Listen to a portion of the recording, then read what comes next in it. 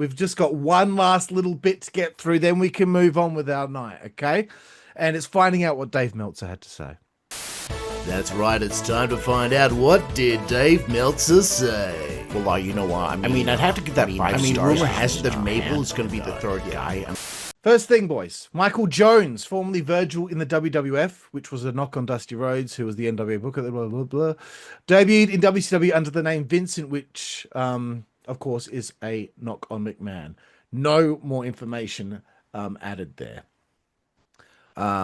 New Japan and WCW held a joint 4-day tournament in Japan that New Japan Pro Wrestling dominated. Scott Norton was the only WCW guy to make it to the Final Four, and he ended up suffering a shoulder injury. Ric Flair also injured his shoulder during the tour. Both men had to pull out of the rest of the shows, and the tournament ended up being won by Kensuke Sasaki. And the guy who's recapping Dave Meltzer's Wrestling Observer said that shoulder injury Flair suffered ends up being significant. It was a torn rotator cuff. He ends up wrestling 2 more WCW matches with the injury before going to have surgery. And he reckons when he returned, he was never the same. I don't know about that. Oof. It's a bit rough, but look, I don't know if there's really anything to say there, guys. But look, we'll get to the juicy stuff. The NWO took over Nitro this week because most of the main WCW guys were working in Japan. The Giant did commentary, was actually pretty good. Dave also says Kevin Nash is one funny dude and pretty much made the show entertaining, even if there wasn't much wrestling. Because Dave needs lots of wrestling. Wow. I'm surprised. No, I'm shocked. I'm shocked. He hasn't. I thought he was shitting all over this. I couldn't find anything.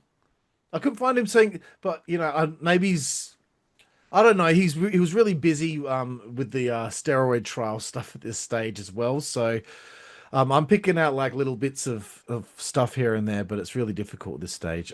Blade, do you have anything to say here at this point? I'm just really surprised that he had that sort of reaction. I mean, I guess maybe it makes sense that if he's neck deep in the steroids trial, that he's like actually just looking for some lighthearted entertainment and not being a serious fucking buzzkill at every opportunity. I found this factoid pretty fun. The reason Sting has been off TV, well, look, there is a plan, but he reckons that this is the reason. He was filming a movie called Liar Liar, which stars Jim Carrey.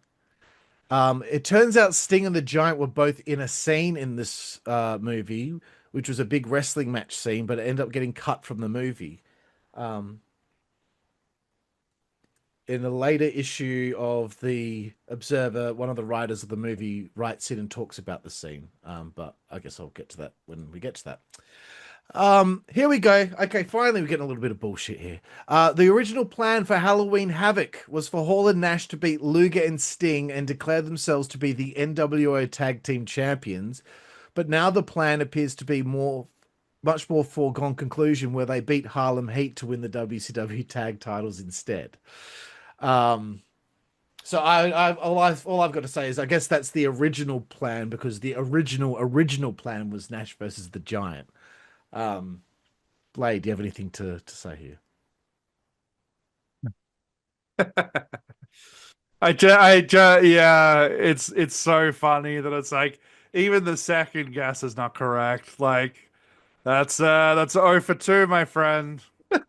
Like, aren't Public Enemy the tag champs now? Yeah. As well? Yeah. Oh dear. Kev, anything? I'm not going to shit on them too much here. Okay. I think it could have quite possibly been they swerved it to just to keep people like him, just to fuck with him. I don't know. Like you just don't know. It definitely seems like something that was done on the fly. I don't think it was a long planned thing that they went with, but they probably would have. Why don't we do this and change it up a little. So I'm not going to shit on him too much, but yeah, wrong.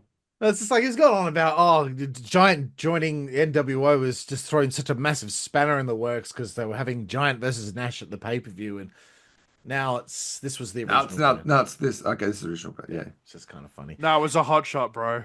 Everything's a hot shot. No hot shotting, yeah. Yeah. Last thing I'm going to say here before we sail off to the sunset. Last week, Jerry Lawler told fans at a USWA show not to buy tickets to Nitro when it came to Memphis. This week, in a Prodigy online interview, Eric Bischoff responded, and I think maybe this might end up becoming a segment within a segment when Eric lashes out. Because if someone says something and he responds at this during this time period, he's fucking really mean. Eric Bischoff in the Prodigy Online interview said, I think Jerry Lawler exposed himself quite a bit with that little stunt. Jerry Lawler, in my opinion, is a small-time, going nowhere individual who is probably at the end of any kind of professional career he may have had. Perhaps his bitterness is showing through. Then again, Jerry Lawler owns half of a promotion that is lucky to draw 150 people to an event at a flea market, so I could understand why he'd be bitter. Ouch, bro. Wow. Oh, Easy E, fuck. be mad. Any thoughts there, guys? Wow. That was like a low blow with So barbed mean. wire. Barbed wire. Bam. Like, Yeah, Jerry's that's working pretty- for the WWF at the time, right? So, That's pretty stiff. That's stiff. yeah. Ouch. Anyway, there we have it, guys.